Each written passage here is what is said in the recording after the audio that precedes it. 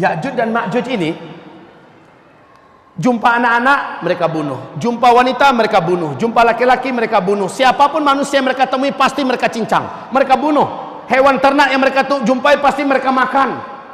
Mereka benar-benar brutal, tak punya perasaan, tak punya hati.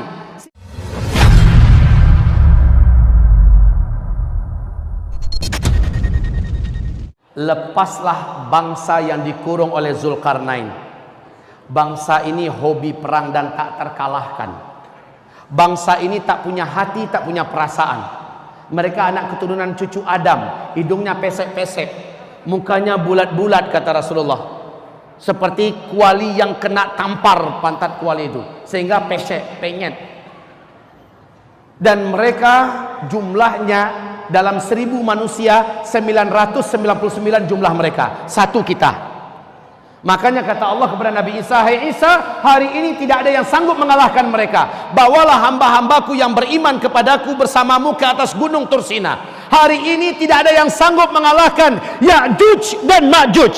Inilah dia tanda besar kiamat yang keempat, Ya'juj dan Ma'juj. Ya'juj dan Ma'juj. Kaum muslimin, Ya'juj dan Ma'juj ini, jumpa anak-anak mereka bunuh, jumpa wanita mereka bunuh, jumpa laki-laki mereka bunuh, siapapun manusia yang mereka temui pasti mereka cincang, mereka bunuh. Hewan ternak yang mereka jumpai pasti mereka makan. Mereka benar-benar brutal, tak punya perasaan, tak punya hati. Sisa air danau Tiberias yang masih tersisa kata Rasulullah. Rombongan Ya'juj Ma'juj yang paling pertama lepas menuju kepada danau ini karena haus, mereka minum airnya. Saking banyaknya jumlah mereka, sisa air yang ada itu habis oleh mereka. Rombongan yang belakang menyusul, loh kok udah kering? Padahal kawan-kawannya di depan yang ngabisin. Kaum muslimin, permukaan bumi kata Rasulullah tertutupi oleh banyaknya jumlah mereka. La haula wala quwata illa billah. Saya nggak tahu Ya'juj Ma'juj itu sampai nggak ke sini, ke Sentul. Saya nggak tahu sampai atau tidak ke Indonesia, wallahu a'lam. Yang pasti kata Rasulullah, Jazirah Arab, Khurasan, Syam akan tertutupi oleh banyaknya jumlah Ya'juj dan Ma'juj. Memang luar biasa kaum muslimin. Isa singkatnya lari ke atas gunung Tursina, orang-orang beriman ikut dengannya. Sejauh mata memandang Ya'juj Ma'juj, semuanya kemana saja mata memandang.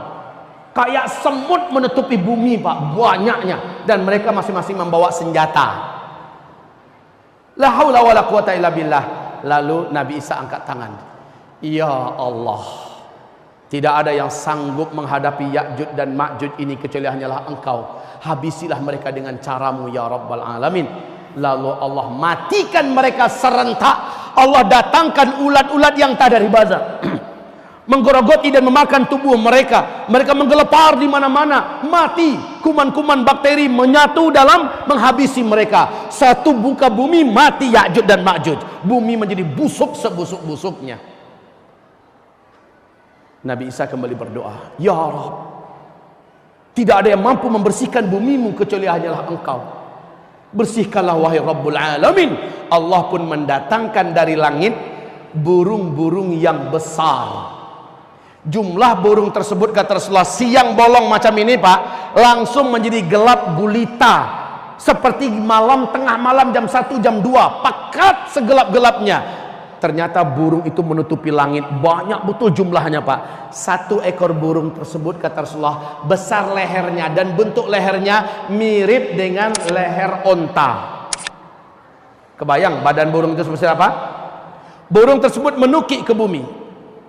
Semua yang saya jelaskan hadisnya sahih. Bapak dapatkan di kitab ini. Hadis riwayat siapa, nomor berapa, di kitab apa, supaya jangan ada yang mengatakan ini takhayul ya, ini dongeng ya. Saya menyampaikan semuanya berdasarkan kepada dalil. Baik, burung tersebut menukik. Satu ekor burung mengangkat satu bangkai Ya'juj Ma'juj dan dibawa terbang. Kemana dibawa terbang? Dan di mana burung itu sekarang Allah sembunyikan? Mau tahu jawabannya? Mau tahu? Saya jawab sekarang. Mau tahu Bu? Burung itu di mana sekarang? Sebegitu banyak jumlahnya. Lalu bangkai ini kemana dibawa lari oleh itu burung? Jawaban saya adalah jawaban yang diajarkan oleh guru Imam Syafi'i, yaitu Imam Malik bin Anas. Dan ini jawaban paling ilmiah yang paling senang melepaskannya. Ini adalah jawaban yang membuat Bapak tidak ingin lagi bertanya. Jawabannya adalah entah. Selesai. Di mana burung itu sekarang? Entah. Kemana bangkai-bangkai ini dibawa oleh burung itu? Entah. Tapi burung ini pasti datang, ada hadisnya. Jumlahnya sangat banyak, ada hadisnya. Bentuk burungnya seperti itu, ada hadisnya. Di mana burung itu Allah sembunyikan sekarang? Nggak ada hadisnya, tidak ada ayatnya. Karena nggak ada, jangan ngarang-ngarang. Ini masalah gaib. Ya? Menurut saya, memang ente siapa? Menurut saya. Rasul aja nggak tahu, maka jawaban yang paling aman adalah entah. Kemarin ada yang bertanya pada saya, Pak Ustadz, kenapa harus entah jawabannya? Kenapa bukan Allahu a'lam saja? Begini Pak, Allahu a'lam itu adalah istilah para ulama ahli fikih. Ada perbedaan-perbedaan pendapat, manakah yang paling benar di antara perbedaan pendapat itu? Baru jawabannya Allahu a'lam.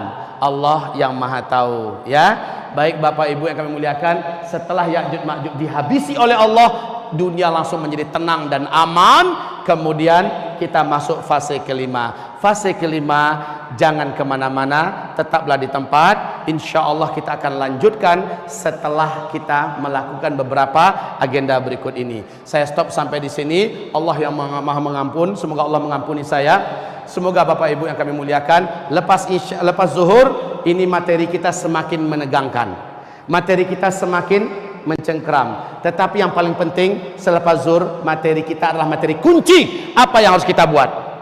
Persiapan apa yang mesti kita lakukan? Inilah dia yang akan kita jawab nanti selepas salat zuhur, insyaallah taala. Demikian dari saya. Subhanakallahumma wa bihamdika asyhadu an la ilaha illa anta astaghfiruka wa atubu ilaik. Wassalamualaikum warahmatullahi wabarakatuh.